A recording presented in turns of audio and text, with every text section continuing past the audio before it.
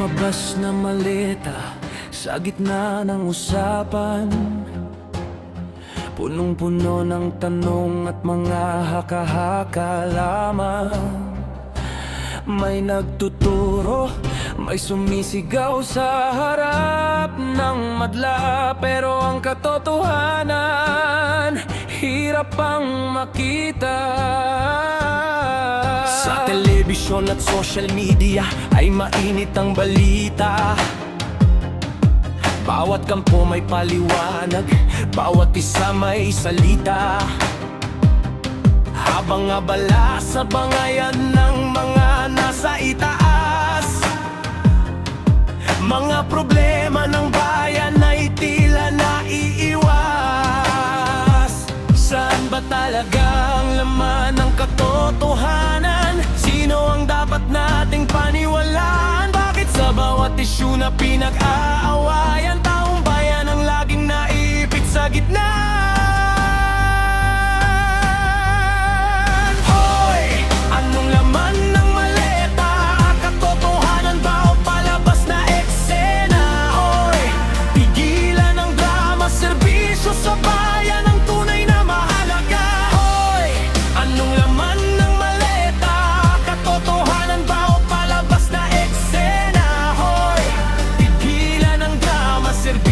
Sa bayan ang tunay na mahalaga.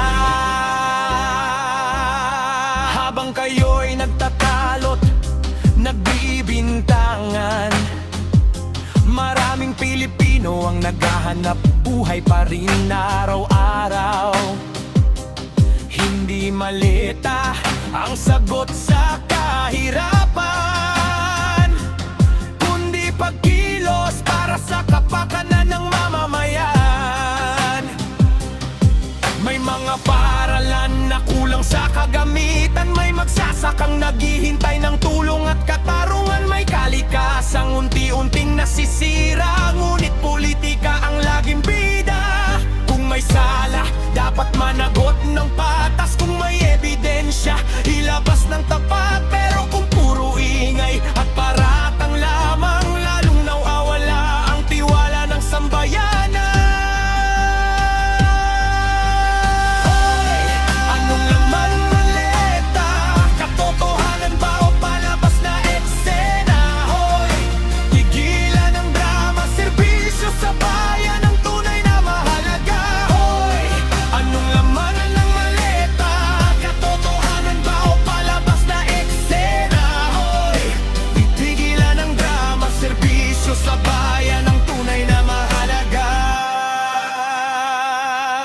Hindi kami bulag, hindi rin mangmang, nakikita namin ang tunay na kalagayan. Maleta man o anumang kontrobersiya, bayan muna bago politika.